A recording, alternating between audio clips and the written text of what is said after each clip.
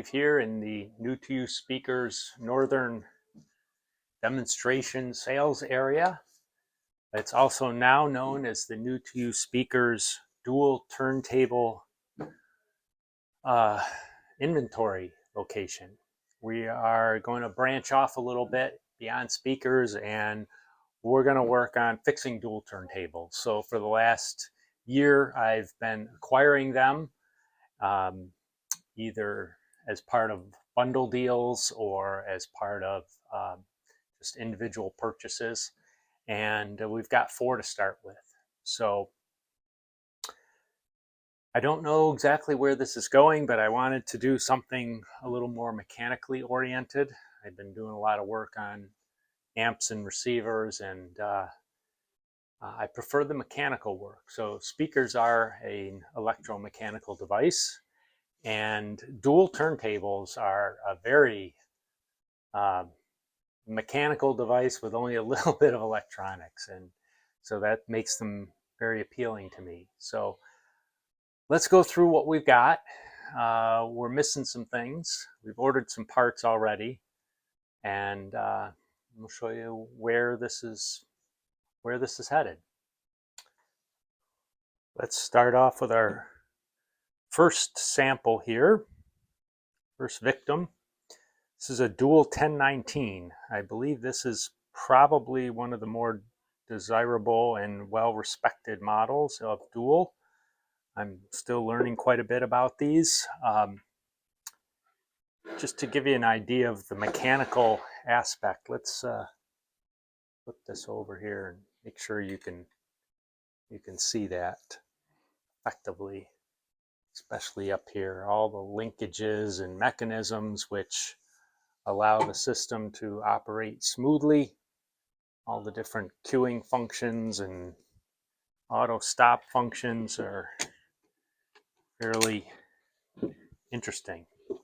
So we'll have a lot of cleaning to do, we'll have some re-lubrications to do. This one did come with a Shure M91E cartridge. Stylus looks okay. I haven't tried any of these. I know this one has a problem, which you can see right now. I don't want to push on this too hard, but the tone arm is being forced into the up position. So there's something under there that's not releasing to allow it to drop properly. Standard United Audio bass, which is true with 3 of the 4 of these. Dual primarily made the turntable mechanism itself, the platform, and then different manufacturers could then add the different plinth bases to it. Only one of them over there, which we'll look at in a second, has a dual manufactured bass. This one actually is the only one that has a complete cover as well. So there's the cover in decent shape. We'll do a little polishing on that. I'm very lucky. I found a local guy. He's evidently, turns out he's somewhat of a legend in upstate New York, Joe D'Angelo, who is offered to help me with servicing some of these dual turntables if I get stuck. So I appreciate his help and input already. Next up, 1228. This one looks much cleaner. This one came with no cartridge. It's got the mounting sled. This one's cosmetically in the best shape. It does run, and that I was able to see that, but I have never played a record on any of these, so that's always the challenge. Actually, this one I did see this one, the 1228, play a record. I'll take that back. And the guy had a very expensive cartridge in it, which he wasn't including in the deal. So that one's out. No cover for this one.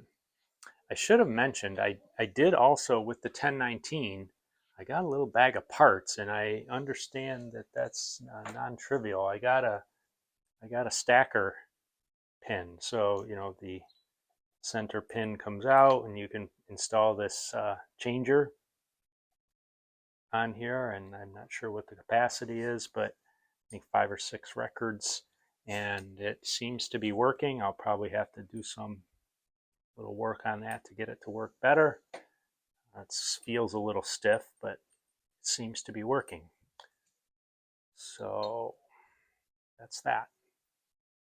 Okay, what you see here is a Dual 1237.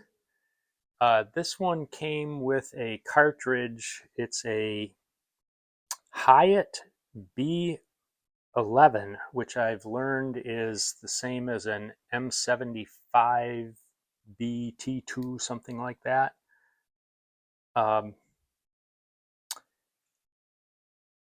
And this one, I don't know anything else about it. Cosmetically, it's very dirty. No cover, again. Seems to be a nice unit. So this is, I believe, the only belt drive. All the others have the standard dual idler wheel under the platform, but a typical dual mechanism. And then the final one that we have here is a Dual 1215S. I've been on a couple sites trying to determine what the difference is between the 1215 and the 1215S. I haven't gotten to the bottom of that yet, but I'm sure, I guess, got to do a little more digging on that. This one also has a changer spindle, which is nice. This one did come with a cartridge. The needle was really jacked on it. It has a Shure M93E cartridge in it. So the needle had been bent. Somebody had not cared for it properly. And so I did order a new stylus for that. And that's already installed, but I haven't done anything. I haven't cleaned the pins on the cartridge or checked continuity on any of this yet. So this one does also have a cover, but I don't believe it's a dual cover, and it's also got a big crack down through the middle. So we'll have to see what we can do to turn that into something useful.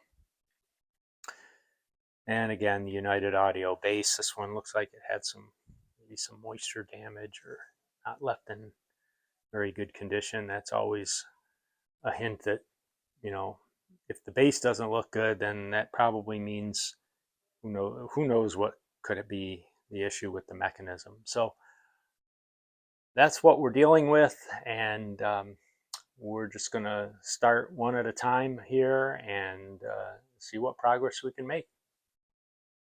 All right, so before we begin this process, what do we need? We need some tools. We need some information. We're probably going to need some more spare parts, but right now I've just ordered cartridges and a couple other consumable items. We need the manuals. I was very fortunate. I don't have a Hi-Fi Engine account. I'm not one of those lucky people, but I was able to download from other sources the service manuals for all these, which calls out, you know, all the lubricants and where to make your adjustments and how to clean and how to take apart. And we're going to rely on that heavily. I've got a personal resource, phone a friend that I can call who's done hundreds of these literally. And that should help if I get stuck. And then we've got the internet and YouTube and AI. So between all those sources, I'm hoping that that'll be enough knowledge to get me through. So let's give it a go.